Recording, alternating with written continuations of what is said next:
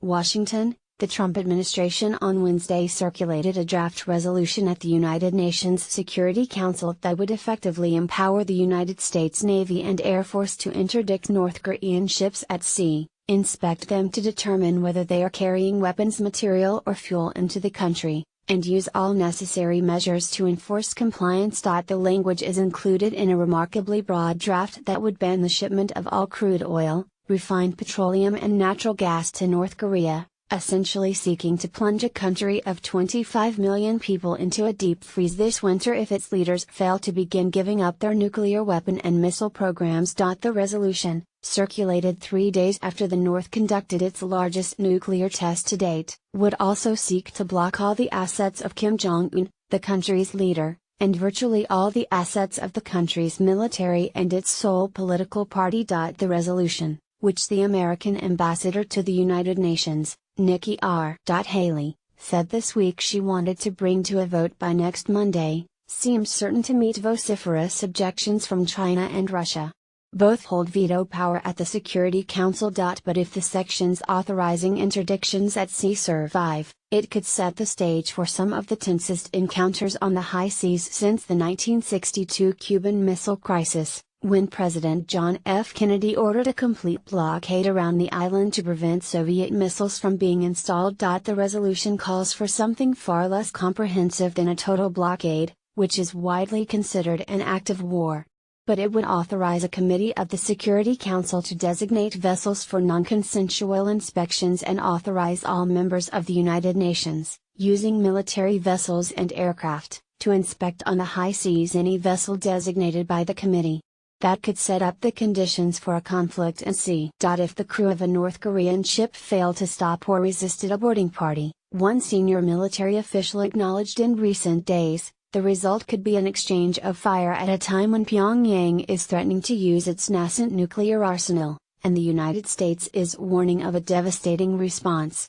President Trump spoke with Xi Jinping, the Chinese president, from the White House on Wednesday morning, just hours before the United States sent its draft of the resolution to all 15 members of the Security Council. Both Mr. Xi and Vladimir V. Putin, the Russian president, have opposed further sanctions, even after North Korea tested what it called a hydrogen bomb. Experts have their doubts. On Sunday, "We should not act out of emotions and push North Korea into a dead end," Mr. Putin said at a meeting in Vladivostok, according to dispatches from South Korean reporters.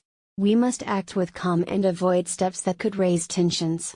That sets up a confrontation at the Security Council pitting the United States, Britain and France against the other two permanent members." Mr. Trump appears to be using the resolution to highlight the contrast between the nations that support maximum sanctions pressure against the North and those seeking the status quo. The Trump administration on Wednesday repeated a drastic, if highly unlikely, warning if United Nations action is blocked.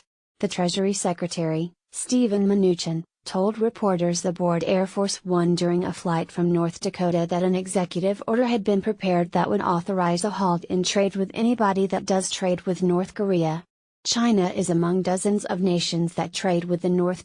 Even some Democrats have joined the Trump administration in calling for an oil cutoff, including Senator Edward G. Markey of Massachusetts.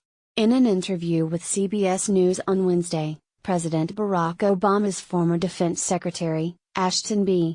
Carter, said he supported a strategy of coercive diplomacy that would steadily increase pressure on the North if it continued to test its missiles and nuclear weapons, and would reduce sanctions if it complied with United Nations resolutions. Mr. Carter, now the director of the Belfer Center for Science and International Affairs at Harvard, said he considered it in China's interest to strangle North Korea, but said he was not optimistic, because China has consistently disappointed.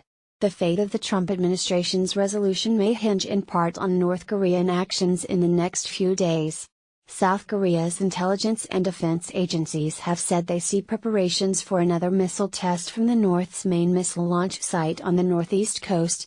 There is some speculation that the test could be aimed at the waters off Guam, which Mr. Kim has said will be among his next targets. That has created a behind-the-scenes debate inside the Trump administration over how to respond, whether to consider a preemptive strike on the missile, try